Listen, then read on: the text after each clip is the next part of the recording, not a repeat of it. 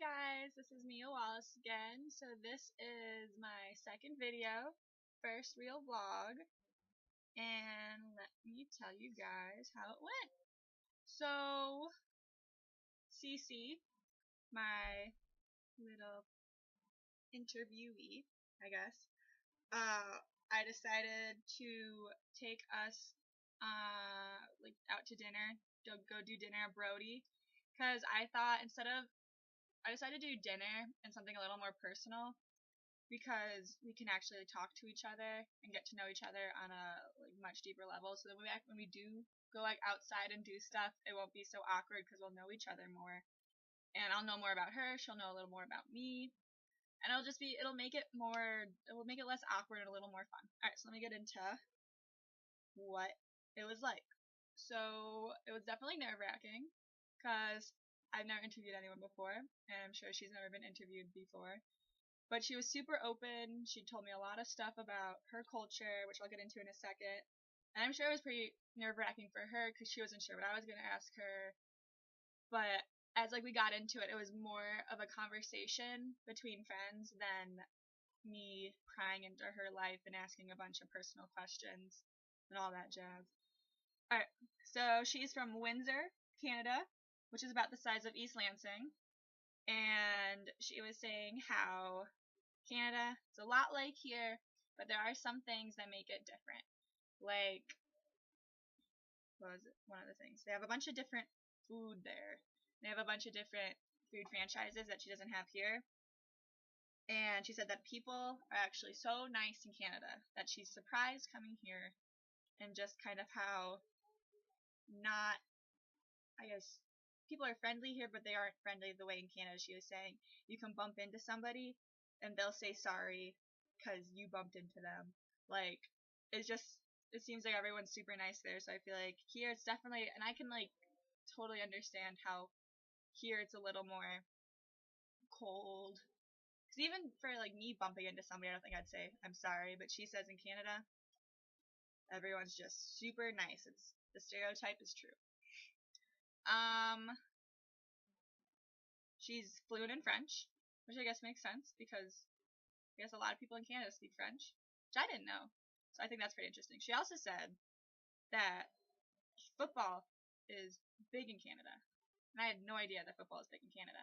I thought that, but apparently Canadian football has different rules, which is also really weird and surprising because who would have known that there's different rules for football in Canada. She said that the fields are bigger, and instead of 3 downs, or no, there's 3 downs instead of 4. So I have notes. I'm checking out my notes.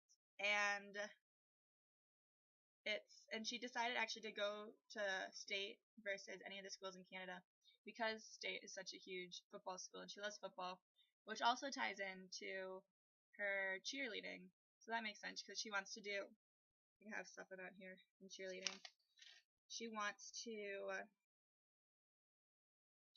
cheer for the school, so that makes perfect sense. And then next time we hang out, I'll get to kind of see what cheering's all about. What else? Oh, the private schools. I'm gonna go over time, but oh well. She says that coming from a private school to a public school is definitely different. Everyone in the private schools are very sheltered, and she says that there's a lot of relationships with students and parents.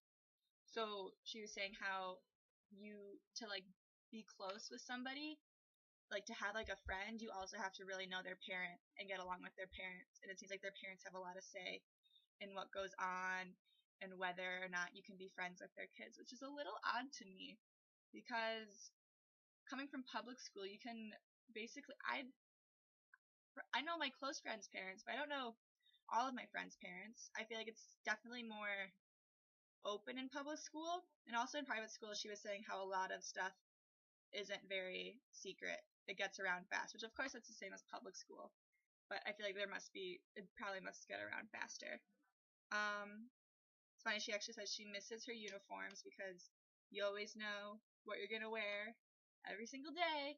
You have to look good, and some days you have to clean your clothes. But oh, another thing I forgot to mention in the first video is that Cece is black, and I talked a little bit about what that's like being like black in Canada versus being black here.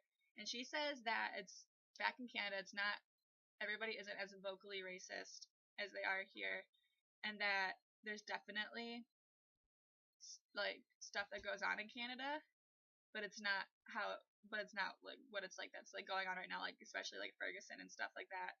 That just doesn't seem to go on in Canada. And I thought that was kind of interesting. I wish I asked if it was easier being black in Canada than America, which I'm sure anywhere you go, people are gonna be racist, but that would have been interesting to ask. Maybe next time.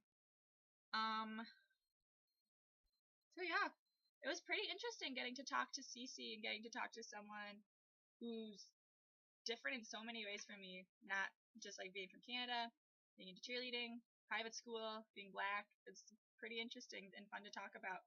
So I'm looking forward to our next hangout and meeting, and I'll keep you guys posted. Bye!